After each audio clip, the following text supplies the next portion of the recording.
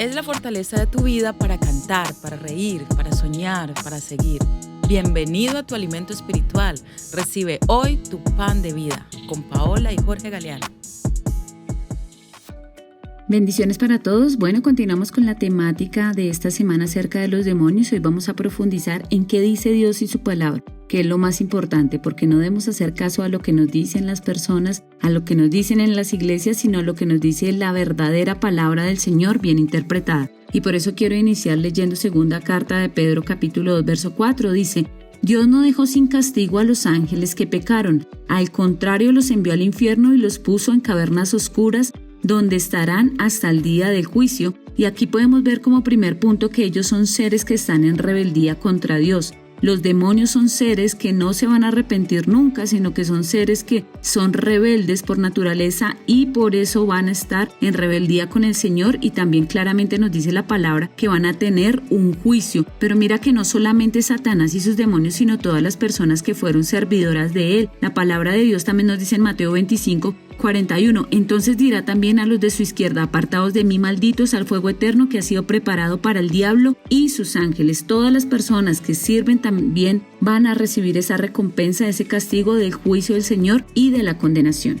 Sí, muy bien. Y como segundo punto vamos a ver que son seres sujetos a la soberanía de Dios. No pueden tocar a sus hijos sin su permiso. Entonces esto rebate una falsa predicación de un falso pastor de apellido Corson muy famoso, que da a entender que Dios no tiene la soberanía hoy en día sobre los demonios y sobre el mundo. Y vemos en Job cómo Satanás se acercó a pedir permiso al mismo Dios para tocar a Job. Vemos que Jesús le dijo a Pedro que Satanás se había acercado a pedirle permiso para poderlo zarandear, pero vemos en 1 Juan 5:18. Sabemos que todo aquel que ha nacido de Dios no practica el pecado, pues aquel que fue engendrado por Dios le guarda y el maligno no le toca.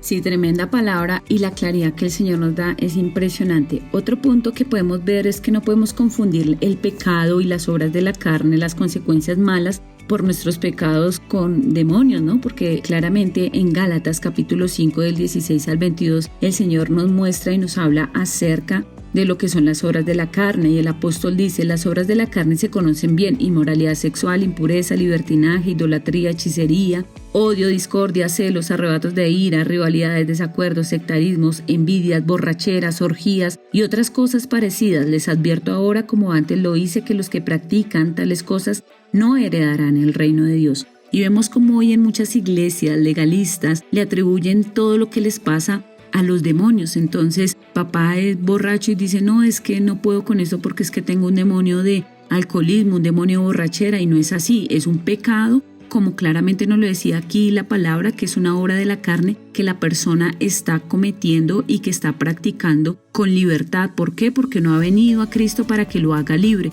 Pero no debemos confundir los pecados que nosotros cometemos y las malas decisiones que tomamos con demonios.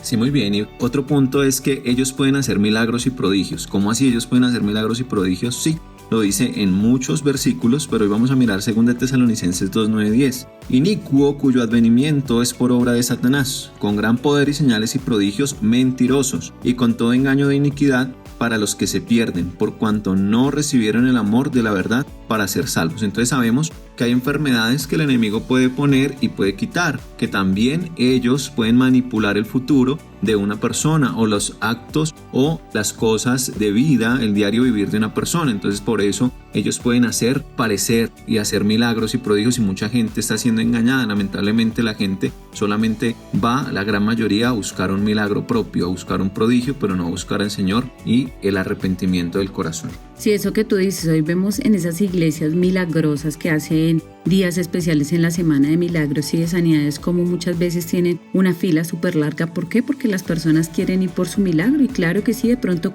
obtienen un milagro, pero no es de parte de Dios, sino de parte de Satanás. Pero también la palabra del Señor nos instruye y nos da una esperanza muy grande, que yo quiero que tú te alegres con eso, porque como último punto es que Cristo vino a deshacer las obras de los demonios. 1 Juan 3:8 dice: el que practica el pecado es del diablo, porque el diablo ha pecado desde el principio. El Hijo de Dios se manifestó manifestó con este propósito para destruir las obras del diablo. Es por eso que cuando una persona tiene a Cristo en su corazón reinando y lo obedece todos los días por medio de su palabra, pues el enemigo no le puede tocar, no le puede hacer daño, porque Cristo vino y deshizo todas esas obras de Satanás, toda la esclavitud que había en nuestra vida cuando nosotros le entregamos el corazón. Qué hermoso es tener esta gran esperanza y esta gran seguridad en el Señor Jesús. Así que les invitamos a que se queden conectados. Todo lo que todavía nos falta para seguir profundizando en la palabra, pero saber qué debemos hacer con respecto al tema de los demonios. Bendiciones.